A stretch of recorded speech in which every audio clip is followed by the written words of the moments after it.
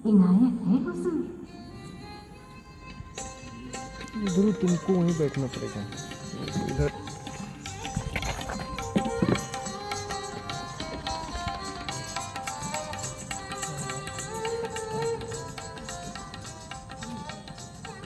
इंद्रजीत सिंह ने सही कहा था।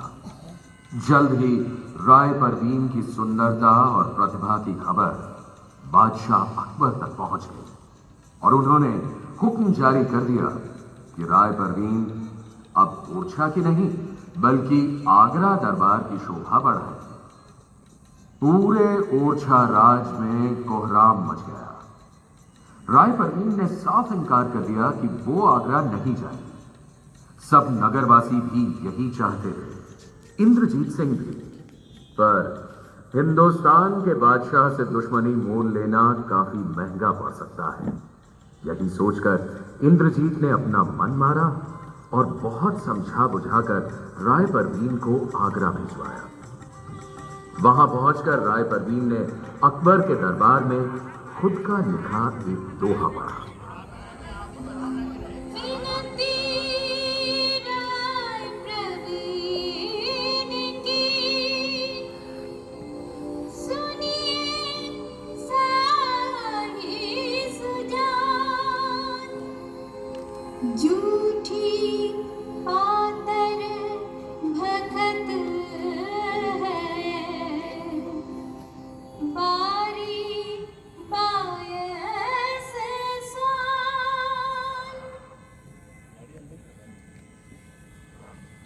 वाह राय परवीन, वाह।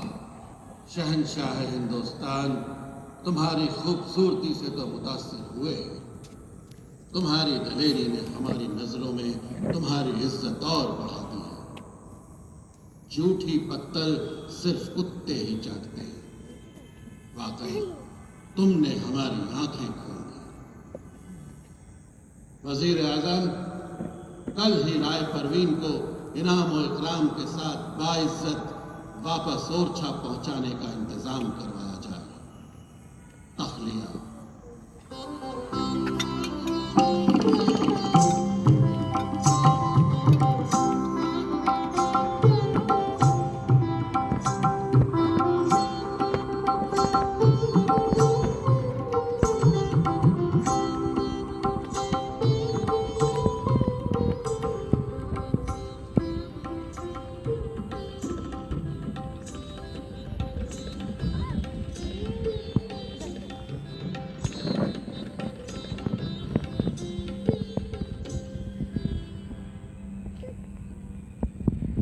वीर सिंह देव का ओरछा की गद्दी पर बैठने का सपना पूरा हुआ सन 1606 में, जब अकबर की मृत्यु के बाद शहजादा सलीम जहांगीर के नाम से हिंदुस्तान के अगले बादशाह बने।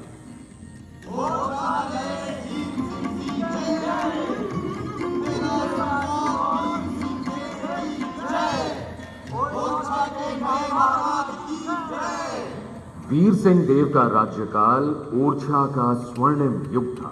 सन 1606 से सन 1627 तक के 21 साल के उनके शासनकाल में ओरछा राज्य ने हर क्षेत्र में दिन दूनी रात चौगुनी तरक्की की। ओरछा का शासन संभालते ही उन्होंने सुंदर और भव्य इमारतों का निर्माण शुरू करवाया। अपने पिता द्वारा शुरू किए गए चतुर्भुज मंदिर को पूरा करवाया और बादशाह जहांगीर की अगवानी के लिए जगत प्रसिद्ध जहांगीर महल भी बनवाया।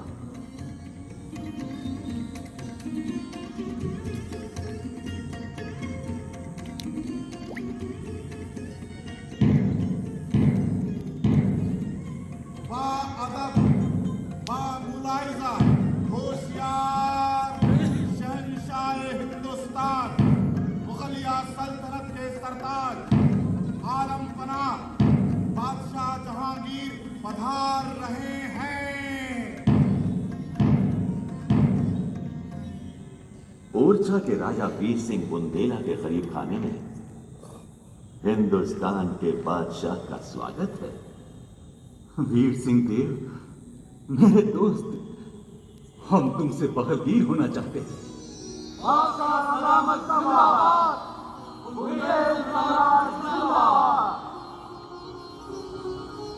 जहांगीर ओरछा की खूबसूरती से प्रभावित हुए बिना नहीं रहे। हिंदू और इस्लामिया कारीगरी का बेजोड़ नमूना 5 मंजिला जहांगीर महल, उसकी बारादरी में बने 5 फव्वारे और लाल पत्थर की नफीस जालियों ने तो उनका मन ही मोह लिया। राजा वीर सिंह, आज तक हमने आपकी जांबाजी के चर्चे सुने, पर हम देख रहे हैं जितना आप तलवारबाजी के फन में माहिर हैं, उतनी ही काबिलियत और नफासत कड़ा संसार में भी आपको हासिल है। ये तो आपकी ज़रा नवाजी है बादशाह सलामत। नहीं नहीं, जरा नवाजी नहीं। आपका ये महल और ओरछा की बाकी तमाम इमारतें वाकई काबिल तारीफ है। जहां बना राजा साहब ने आसपास के इलाके में बड़े आलीशान किले भी बनवाए हैं। खासतौर पर धमौनी, दतिया और बलवंत नगर के किले तो देखने लायक हैं। चंपत राय हमारे मित्र हैं, इसलिए हमारी तारीफ के पुल बांधते रहते हैं। जहां बना आप सफर से थक गए होंगे, कुछ देर विश्राम कीजिए, उसके उपरांत भोजन की व्यवस्था हेलो। और फिर ये बात सच है कि वीर सिंह देव ने कई भव्य इमारतों का निर्माण करवाया। अभी चंपत राय ने जिन 3 किलों का जिक्र किया, उनमें बलवंत नगर का किला और कुछ नहीं, मशहूर झांसी का किला ही है। पौने 10।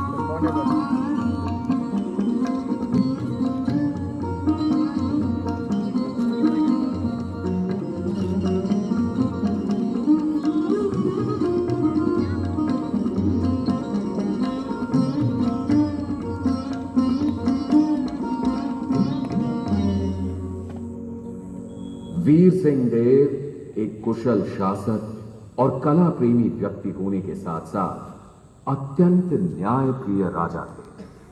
सन 1623 की एक घटना है। वीर सिंह देव का बेटा बाघ बहादुर अपने कुछ दोस्तों के साथ हिरण के शिकार पर निकला। राजकुमार, वो देखिए, वो रहा हिरण, उधर भाग चला रहा है, पीछा करो। किधर किधर गया वो हिरण? मेरा अनुमान है वो पूरब की ओर गया है। नहीं नहीं, वो उधर दक्षिण पूर्व की तरफ गया है। एक काम करते हैं, वहां वो साधु महाराज बैठे हैं, उनसे पूछते हैं।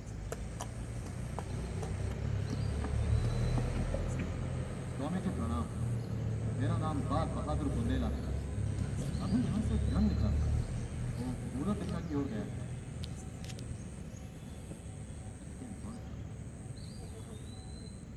चलो पूरब की ओर, चलो उधर देखिए।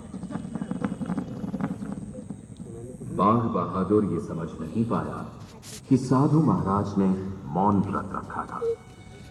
दिन भर गलत दिशा में भटककर शाम को जब वो खाली हाथ वापस आया तो गुस्से और निराशा में आग बबूला हो रहा था। साधु जी को देखकर बाघ बहादुर का पारा 7वें आसमान पर पहुंच गया। आज इसकी वजह से मेरा शिकार हाथ में निकला।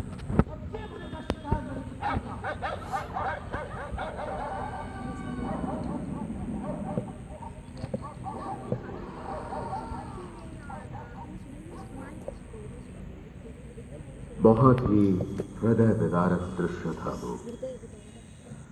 बाघ बहादुर की इस हरकत की खबर वीर सिंह देव को भी मिली।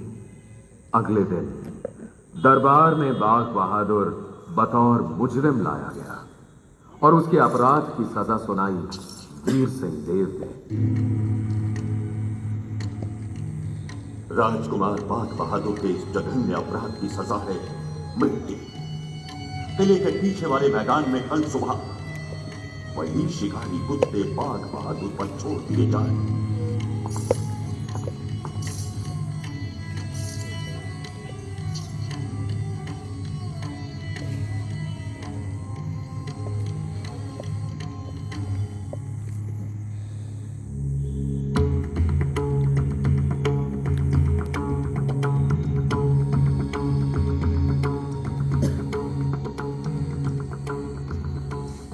काल का पहिया कभी रुकता नहीं। 21 साल ओरछा पर राज करके 1627 ईस्वी में बुंदेलों के महानायक वीर सिंह देव का निधन हुआ।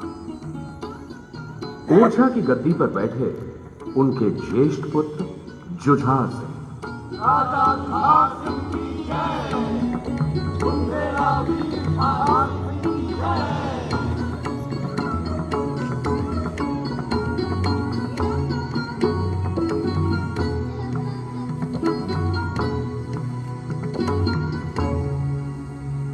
जुझार सिंह की पत्नी चंपावती अपने देवर लाला हरदौल पर बड़ा स्नेह रखती थी। हरदौल भी अपनी भाभी को मां से बढ़कर मानते थे। मुगलों के अत्याचार और आक्रमणों के खिलाफ हरदौल ने एक बहुत बड़ी सेना का गठन किया, जिसमें हर जाति, हर धर्म के सैनिक भर्ती हुए। हरदौल की सेना ने कई युद्धों में मुगलिया फौज को बुरी तरह हराया। शाहजहां समझ गया कि बुंदेला वीर हरदौल को युद्ध के मैदान में नहीं, छल से ही पराजित किया जा सकता है। उसने हरदौल के बड़े भाई जुझार सिंह को आगरा बुलवाकर उसे हरदौल के खिलाफ भड़काना शुरू कर दिया। देखिए जुझार सिंह, आप ओरछा के राजा हैं, लेकिन आप ही का भाई हरदौल आपकी जड़ें काटने की कोशिश कर रहा है। ये क्या कह रहे हैं जहांपना? हरदौल मेरे बेटे की तरह है और मेरी पत्नी तो उसकी मां जैसी है। और यही मां बेटे आपका कत्ल करके बुंदेलखंड की सत्ता हड़प लेना चाहते हैं। अच्छा ये बताइए, हरदौल ने एक बहुत बड़ी फौज कायम की है ना? जी हाँ, और वो तो बुंदेलखंड की रक्षा के लिए है। अच्छा जुझार सिंह, जब ओरछा के पास पहले से ही एक फौज मौजूद है, तो भला इस दूसरी फौज की जरूरत उसे क्यों न पड़ी? बादशाह की इस दलील के सामने जुझार सिंह चुप रह गए। इसके बाद शाहजहां ने हरदौल और चंपावती के संबंधों को लेकर भी उनके कान भरे। चंपावती और हरदौल? जी हाँ, मुझे अपने कानों पर विश्वास नहीं हो रहा। तभी तो मैंने आपको आगरा बुलवाया है। अब आप एक काम कीजिए, रानी चंपावती से कहिए कि हरदौल को खाने में जहर मिलाकर दे दे। नहीं, चंपावती इसके लिए कभी तैयार नहीं होगी। देखिए जुझार सिंह, अगर रानी चंपावती आपकी वाकई वफादार है, तो हरदौल को जहर देने में उसे खास ऐतराज नहीं होगा।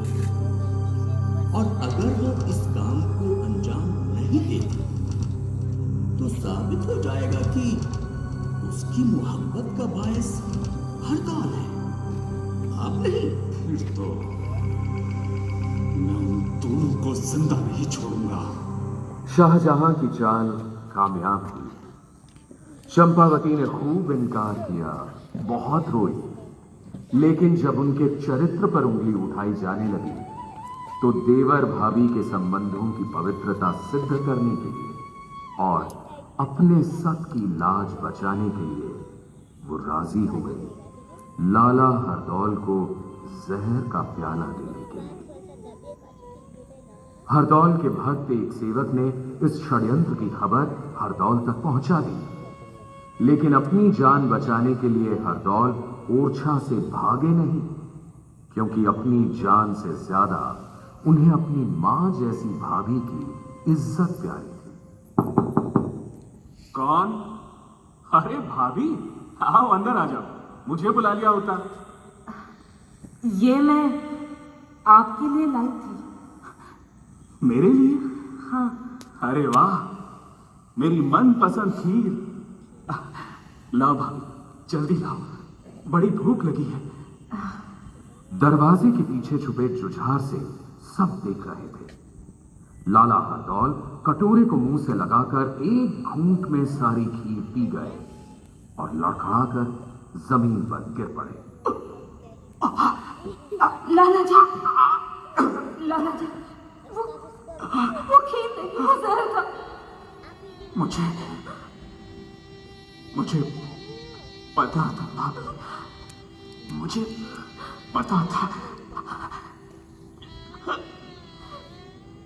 पता था तो क्यों पीली सारी खीर? मैंने हत्या की है मैंने। नहीं भाभी, नहीं। सगे बेटे से भी ज्यादा प्यारे देवर की हत्या की है मैंने।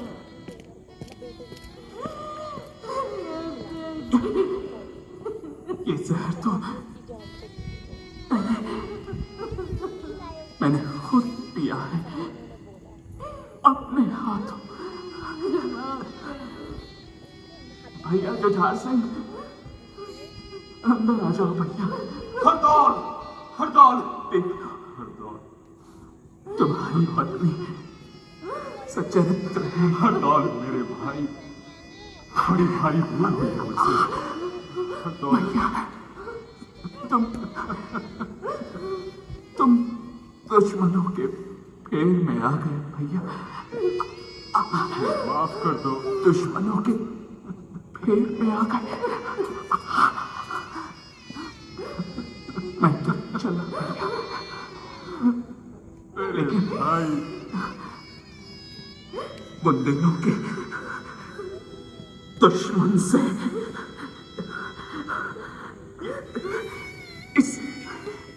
इस राज को